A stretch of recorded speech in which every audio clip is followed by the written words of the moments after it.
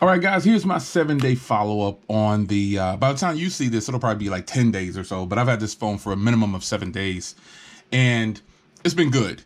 I took this out with me. It works. First question. You guys dropped a lot of questions in a lot of the other videos. I've only done 2 videos on this phone. I've done the first questions and unboxings. You guys are showing a lot of love over there. A lot of you guys are actually going out and buying this phone. And some of you guys are saying, oh man, the price is starting to increase, you know, now that you're putting this video out. I'm not the only one putting out a video on this probably. Maybe I am. I see Pristine Tech just got his the other day. But, you know, a lot of you guys watched my other video and you bought one. You know, I don't get any kickback for anything like that. So hit that donation tab in the description and give your man some kickback for helping you find a jewel. Now, again, this phone is from 2 years ago, right? A lot of you guys want to know about the network. A lot of you say, oh, it can't be unlocked. Mine is clearly unlocked. You know, even though I'm using it with Cricket right now, I showed you in the other video, I believe it works for T-Mobile. I've been using this with my T-Mobile SIM card, or one of my T-Mobile SIM cards for quite some time. And I put the SIM card from AT&T or Cricket back in here because I just like Cricket service in this area. I really like it. But there's no bad, you know, I'm going to tell you that the network on here has not failed me. You know, I'm getting full LTE. I'm on Wi-Fi right now, but I can just turn that off. I've already done a speed test and showed you. You see, I get full LTE, and it's going to get full LTE with Cricket because this is an AT&T phone. However, even without Cricket, I get full LTE. Traveling with it, no problems. I took it out of town once already, I believe. No problems whatsoever. But the network is fine, man. You can use this on Metro, T-Mobile, Project Fi, any GSM provider, Red. There's a whole bunch of different SIM cards I've found. And the thing about Project Fi, though, guys, the only SIM cards that I know of that switch between networks are Project Fi phones or some Project Fi certified phones, like all the Pixels, all the Moto G device. Those are all pretty much certified through Project Fi. So those should switch over for you. But this phone right here is an AT&T unlocked phone. So be sure that when you decide to pick up this phone, that you make sure it's unlocked, verify it, put your SIM card in there. If it's not, send it back. But these are pretty much unlockable now. At the beginning, they weren't. And I think a lot of people caught a lot of heat about that. They were trying to get it unlocked, and AT&T was tripping on that. You know, no. But nonetheless, the network's fine. The network's fine. Now, I tend to use this in the, it's funny because I was in the, true story, man. I was in the ASICS store, you know, the shoe store at the outlet. And I'm sitting in there with this phone, right? My wife's walking around buying some shoes. I'm sitting down and I flip it open and the salesperson freaks out. He was like, yo, that looks like just like that Samsung folding phone. And I was like, nah, this phone is old, man. This phone is 2 years old. He's like, he was blown away that the phone was 2 years old. It's like he couldn't believe that somebody else did it prior to Samsung. And that's all about that brand recognition, man. Look, I don't have anything against Samsung, but they're not the first to do something. And like in Pristine Tech's video, he said it. He said, you know what? If this would have had a Samsung brand name on it, it would have sold like hotcakes. They could have listed this for $1,000 or $1,200 back then, and you guys would have praised it more than likely. The media, you know who they are. They would have praised it. Oh, but see, there's a lot that goes on with events, man. A lot of your favorite tech reviewers out there, they want to be paid to come to an event. And so you've seen a lot of phones fail because some of your favorite YouTubers might have want to get compensated just for showing up, you know? I don't think companies should try to use YouTubers to drive sales. If you want to use a YouTuber to do unboxing videos, perfectly fine, but mix it up. You know what I'm saying? Give it to a bunch of different YouTubers.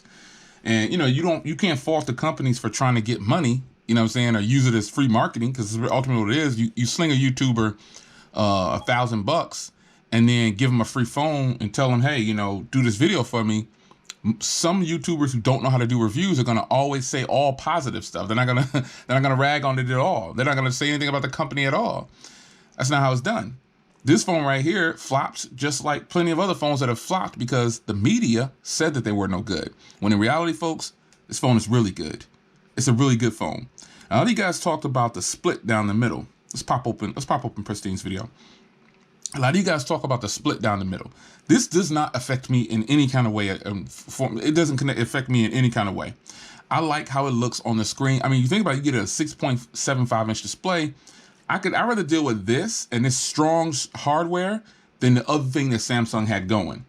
And you can say, oh, Jay, you just saying that. Say what you want to say. I'm telling you, this design, if you've never held it before, absolutely strong. I don't even have to hold the Samsung hinge and all that. This hinge is super, super strong. It's a metal design. There's no plastic screen here. This is glass and metal. So the display on this thing opens up to with two, 5.2 inch displays. ZTE is saying is 6.75 across. It's a good look. You get a big full display. Simple as that. Shout out to my man. Pristine Tech just got his, and it looks like he's just rolling through it. And I've noticed a lot of people buying this phone now. People are messaging saying, yo, man, this phone is awesome. Thanks, Jay. I'm like, hey, ZTE, cut me a check, partner. Cut me a check for helping y'all push these phones, even though they probably don't get no money off of it because they've sold all that. They're going to sell it to AT&T, and AT&T gave them all out. This phone actually released also in China, I believe, as well. And it did really well in China. It did really good in China. But, a phone can flop just by one or two people saying that it's no good. Technically, T gets some love. He's rocking with the Rhino Shield joints. But this display right here is what it's all about, man. I could do two things at once, or I could have a big display. Flat out. I'm impressed. I mean, this is what I've been doing with it. I took a few photos. It's not the sharpest tool in the bunch, but the photos are good enough. The video was good enough. It wasn't bad. You know what I'm saying? It was good for what it is. I mean, consider this camera right here is still better than some of the cameras on the phones that are releasing today. And a lot of you guys say, oh, I'd rather take a previous flagship than pay a whole bunch for a mid-range. A lot of people say that. Well, here's a previous flagship. This is a flagship. No doubt. This is a flagship. This was released as a flagship back then. It just got overlooked. Flat out. Flat out. Shout out to my man Night Tech. He said he's ready for the Pro. But, you know what I'm saying? The phone itself is a good phone, man. It can't just be overlooked because you didn't have it or you didn't buy it. Shout out to Technically T with the joint, man. It can't just be overlooked just because you didn't buy it.